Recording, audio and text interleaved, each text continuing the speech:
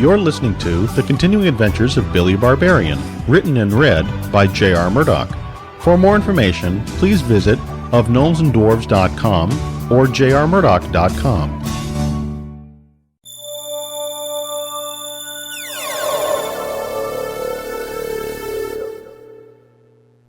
Iman's dark green robes flapped in the cool evening breeze. His head was covered with a large hood that hid his features from view, even though he stood on the balcony of the penthouse of Stump Tower, far from view of prying eyes down on the street far below. A vile smile crossed his lips. He could see as far as he needed to from this height. He could see 3 passengers loading into a taxi in front of the Phat Cao Chinese restaurant, just a few blocks away, thanks to the bright light from several bowls of fire. He easily recognized Jack Indabocks in his bright red shirt and white pants. The short one with black hair and garbed in purple would obviously be Phat Cao. But the third was a huge man with a childish face. This one Iman did not know, but he was certain that Phat and Jack had succeeded in their task, to find one who was not only gullible, but strong. One who would not waver when offered a great deal of money, but would in the end be as disposable as an accountant's many spreadsheets. A man who could complete a task, then be disposed of when the time came. Iman stared for a long time as the big man looked over the taxi. Though his face was partially hidden from view, Iman knew that this was a barbarian. They were poor, and certainly could easily be seduced by the need for money in the big city. Without a doubt, this person would serve his immediate need. Yes, serve he would. And when all was done, thrown away like so much trash. Iman laughed.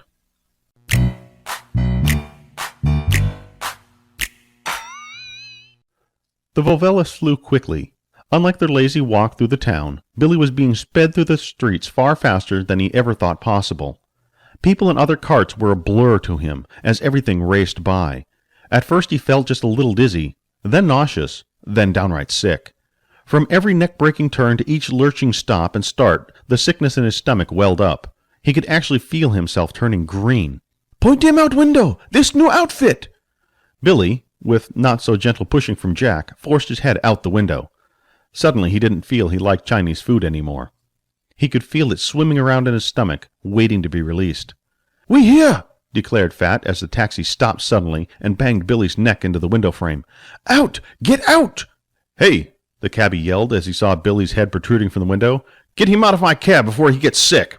"I thought this was a taxi," Billy managed to say, the sick feeling slightly ebbing. "Cab and taxi are interchangeable," Jack said as he helped the big barbarian out of the taxi. "You get used to riding in them after the first couple of times. I guess I should have warned you about that." "I warn you! You no listen!" "Back off! You know he's perfect for the job. Iman is going to be proud of us." Billy snapped his head up when he heard the taxi driver gasp.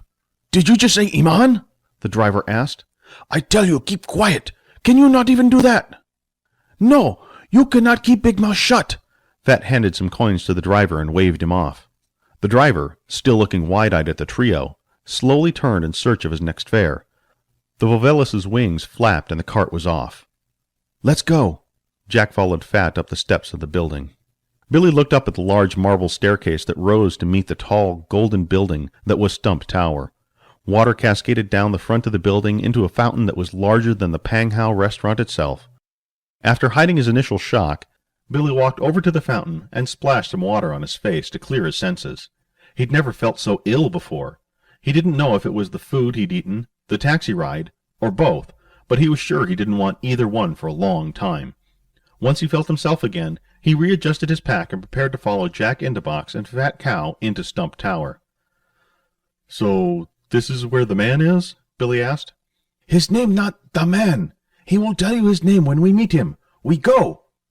Jack patted Billy on the back, and they ascended the stairs. Inside the foyer of Stump Tower were 3 huge trees, 1 oak, 1 spruce, and 1 maple. The trees were close together and formed a rude triangle. The branches were trimmed so they did not touch the outside of the building, but in the center they twisted and tangled together. Billy had thought he would see the floor covered with leaves, but was surprised to see it clear. Not just clear, but clean. Not an acorn or a twig of spruce, not even any sap could be seen on the highly polished white floor. There were guards, city guards, inside the foyer, and they watched Billy closely. Phat had paid them no mind, and Jack seemed indifferent, so Billy just waved as Phat led them along. Phat walked around a raised dais that was emblazoned with 3 trees, 1 oak, 1 spruce, and 1 maple, and in the middle of the triangle the trees made was a massive golden S. Billy couldn't read, but he did recognize most letters. "What's the S for?" he asked. Phat groaned. "Stump," Jack said flatly. Phat led them to a series of doors that opened into rooms that were too small to hold anything. They stepped inside, and once Jack and Billy were also inside, he pulled the door closed. The inside of the door was painted with the number 1 in gold. "Billy, turn that wheel until you can turn it no more." Phat pointed to a large wheel on the wall. Billy spat into both hands and began to turn the wheel round and round. It was easy going, and he was certain he could do something like this all day. The number 1 slowly slipped down into the floor. Billy paused only slightly, held his question, then continued to turn. After only a minute, the number 2, also painted in gold, came into view. "That's number 2, right?" "Very good, Billy. Keep turning." In succession, 3, 4, and 5 passed by. Each time Billy asked if he was correct in the number, and each time Jack confirmed. "That's 6, right?" "Must you ask what all numbers are?" Phat shouted, obviously agitated as his face had turned red, bordering on purple. "I guess not," said Billy, feeling deflated. He continued to turn the wheel, and whispered the numbers to himself. He was proud as 7, 8, and 9 all passed by. He slowed down as 10 rolled by, and tried to recall the number. After struggling to recall what it was, he finally gave up and kept rolling. When they'd reached 15, Billy spoke up again. "That was 10 down there." "Billy," Jack said warningly. "Sorry." Billy continued to turn. He recognized 20, and was sure when they'd reached 26, he'd know that number as well. Still, he had to ask, "What do all these numbers mean?" "Floors, Billy. They mark the floor numbers, so you know when to stop turning and get off the elevator." "Oh, what's an elevator?" "It's what we're in right now, going to the 30th floor. Just keep turning, we're almost there." "What's on the 30th floor?" Phat exploded. "Our destination! Now shut up! You and your questions! Can you not keep mouth shut? You must ask more questions than small child, and even they be quiet when you tell them to be quiet. Jack, if the boss do not like him, I throw both you off balcony. The boss is gonna like him, trust me." "But am I gonna like the boss?" "Shut up!" snapped Phat. "Just shut up! You voice! You questions! You drive me nuts! I should kill you now!" "Phat, 1 second." Jack leaned in near Billy. "Billy, please, just keep quiet until we get there. Can you do that for me? I promise this will be worth your while." "I can be quiet, Jack," Billy pouted. How was he supposed to learn anything if he didn't ask questions? "Good. Just keep turning. We're almost there." Billy kept turning, and the last floors disappeared quickly. Phat couldn't get out of the elevator quickly enough, opening the door before Billy had stopped turning. The golden 30 gave way to a room that Billy had trouble grasping. In the Phat Cao, he'd had an easy time with what he'd seen, as everything was in its proper proportion. Here, though, everything looked to be oversized. Marble statues of 2 twin giants, nearly 20 feet tall, entangled in a battle over a broken depiction of the world. A waterfall splashing from the ceiling 50 feet overhead. 2 lifelike bluish lions with braided manes stared at the entrance to the penthouse, held by large chains and spiked collars. Paintings and tapestries adorning the walls. Behind them was a desk on a raised platform, where a man wearing green robes sat. Everything in the room was bathed in light from sconces, torches, and fire pits all about the room. Nothing was done small. "Those lions look so real," Billy said, his eyes wide as he walked near them. He'd seen pictures of lions, and had always wanted to see one, to touch one. One turned its sleepy head in Billy's direction, and a deep rumble rolled in its throat. Billy froze. "Billy, back up slowly, and come around this way," Jack whispered loudly. "No one goes near the lions." Billy did as Jack said. Phat already skirted the outside of the room, and was on his way to the desk, his feet not making a sound. "Present yourselves," a deep voice boomed from the other side of the room. Billy was certain it came from the man in the robes behind the desk, but the sounds and echoes of the room were deceiving. "That means tell him your name when we walk over there," Jack said in hushed tones to Billy. "Oh, okay." "Phat Cao, at your service, Iman." Phat stopped before the desk and bowed before Iman. As Jack approached the desk, he also bowed and announced, "Jack Indabocks, at your service, Iman." Billy thought he heard correctly and tried to do the same. He bowed and dropped his battle axe. It clattered loudly on the tile floor. He picked it up, and the jar of carrots slid from his backpack and splattered on the floor, sending the carrots and pickling juice as well as shattered glass everywhere. Billy scurried after the lid, only to slip on the now wet tile, and he fell hard on his rump. He did manage to escape uncut from the broken glass, though. Regaining his feet, Billy half bowed and yelled at the top of his lungs, "Billy Barbarian, man! I'm here to do service to you! Man!" He was sure that's what the others had said, wasn't it? Jack snickered, turned, and laughed. Then he turned back to face Iman, and tried desperately to keep his straight face. Phat only mouthed to Jack, "I told you." Iman took a deep breath. He didn't laugh at all at Billy's antics. Billy wasn't sure what he was doing, as his face was hidden under the hood, and quite dark. He thought perhaps he did catch the glimpse of a smile. "Billy Barbarian," Iman said after a significant pause, his voice smooth and oily, cutting the air like a well-honed blade. His eyes never left Billy. "I think you shall suit my task perfectly. Jack, Phat, I will see to it that the two of you are rewarded appropriately."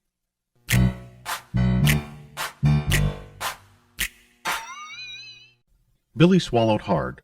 He'd never been confronted with someone like Iman before, a man of power. Everyone where he came from decided things as a group. No one really had any power. The stare of Iman was almost a burning glare. Billy tried to break the tension. "So, what can I do for you?" Iman chuckled softly in a manner that reminded Billy of the lion's rumbling growl. This unnerved Billy even more. "Billy, you will be accompanying Jack and Phat on a very simple task." Iman stood and walked out onto the balcony, a balcony that encircled the tower. Jack and Phat followed, so Billy felt he should follow as well. "Tonight, there is a special event taking place. Look down there. See all those people heading into town?" Billy gasped. In all his life he'd never seen anything like it. The rooftops of the city spread out before him and extended off into the distance. Buildings Jack had pointed out looked quite differently from above. Rows of streetlights wandered off toward the city gate, where two large bowls of fire, one on either side of the gate, directed incoming people. The line of carts, wagons, and pedestrians still snaked its way into the city from the land beyond. Those people, thousands of them, are coming here for one reason. Tonight only, Celine Dijon is here. They all want to see her perform. People will flock to the stadium over there. From above, Billy could see the rows and rows of seats already filling. A stage had been set up on the one end of the open field of the open stadium. The wooden structure was a flurry of activity as people parked in the neighboring parking structure and made their way to their seats. Billy had never seen so many people gathered in one place. "Celine has the potential to be in danger. That is where the three of you will come in. You are to go to the stadium. You will meet a man there. I will call ahead and alert him that you are coming. He will instruct you what to do. Very simply, you will be ensuring the safety of Miss Celine." Billy leaned over the balcony and looked in every direction. Though he didn't appear to be listening, he was in fact picking up every word. The fact that he was about to go to the stadium and actually hear Celine Dijon, and perhaps even meet her, was exhilarating. "When do we start?" Billy asked excitedly as he reeled himself back in. Iman looked at Billy from under his hood, and Billy thought he could see the man's eyes squint as if sizing him up. Billy grinned. "You must leave immediately. She will be arriving, and I want you to meet her at the Heiress." "The what?" Billy asked, his face twisted in confusion that was so common today. "The Heiress. Air traffic arrives there." Billy cut Iman off, and Jack gasped. "Air traffic? You mean people travel in the air, too?" Iman paused before answering. "Yes. Jack and Phat will—" Billy cut him off again. "That's really neat!" "Indeed," Iman said softly. "Come back to my desk." Iman turned and headed inside. This time, Billy was the first to go in, Jack and Phat not wanting to be near Iman at the moment. Iman motioned for the three to resume their places on the other side of his desk. "I want to be in constant communication with the three of you." "How?" Billy asked. Iman snorted his disapproval. Billy only looked wide-eyed at Iman, waiting for a response. Iman waved his hand over the desk. 4 black orbs appeared out of thin air. The orbs were the size of a normal man's palm, Billy discovered, as he snatched one off the desk. "How does this work?" He rolled it around his meaty hand and poked it with his finger. As he spoke, the orb in front of Iman vibrated, and a light deep within its blackness glowed a brilliant blue. This was followed by the sound of tiny bells ringing. Billy's eyes widened further. "As you can see, Billy," started Iman, picking up the orb. "Simply hold the orb and think of whom you would like to talk to, and that person's orb will vibrate and glow and ring. Once the other person holds his orb, you will be able to talk to them. Do not—" "How do they do that?" Iman frowned. "Magic." "Wow! I like magic. I once had an uncle that could do a magic trick." Billy stopped talking when he felt Jack's arm on his shoulder. "Oh, sorry." "As I was saying, do not show these to anyone. These are still in the beta testing phase." "Beta?" "They aren't ready for the public yet," Iman said sternly. "I do not want my competition to see what I've been up to until I can get these on the market. That isn't what is important. I want to make sure you understand what your mission is. You are to go and protect Celine from any danger." "Any danger?" "Like I said, any danger." "We understand," Jack chimed in. "Don't worry, sir. We will not let you down." Phat stepped forward.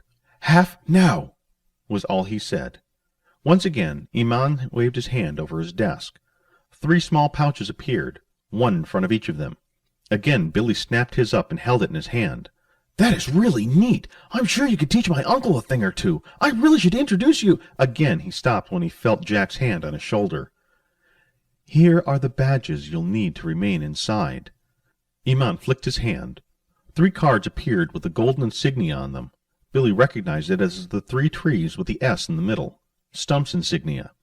The cards were attached to lengths of cord.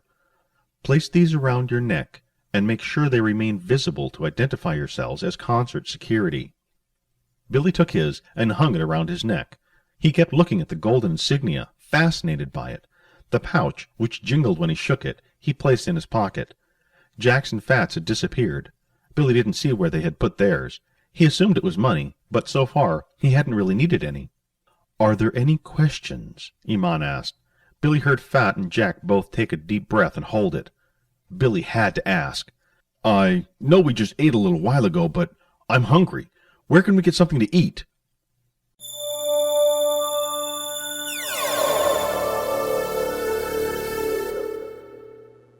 Iman stood on his balcony and watched as Billy, Phat, and Jack entered the taxi on the street below.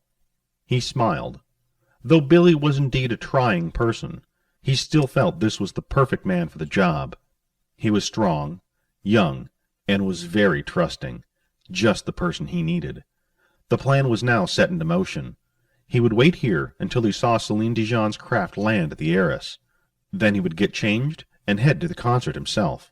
He had a special seat, and he wanted to make sure he got there. His own personal transportation would be ready soon enough, and he would be on his way. Phat and Jack would follow the plan to the letter. He had used them many times before, and they had never let him down. Even though Billy was new to the fold, he was confident that everything would play out. If it didn't, there were the orbs. Iman rolled the round object across his hand, between his fingers, caused it to levitate for a moment, then, as magical energy coursed up from his toes to his fingertips, made it disappear. He felt it reappear in the pocket of his robes. The magical energy stream he'd called up from the very earth was released back from where it had come. Though he hoped he wouldn't feel the orb vibrate all night, it was reassuring to know it was available. All contingencies were covered. Nothing could go wrong now. Iman didn't act randomly, but Billy's presence had given him an urge to do something out of character. It was only an urge, though. He could control those urges. He would control this one. Calm, steady patience was the key to his success. That, and using people to his own ends. As the taxi pulled out, Iman turned his attention to the skies. He couldn't hear the beating of the wings yet, but by his extended senses he knew she was on her way. Celine would be here within the hour. Closing his eyes and taking a deep breath of the cool evening air, Iman prepared himself mentally for the show that no one in the city would ever be able to forget. No, they wouldn't. Ever.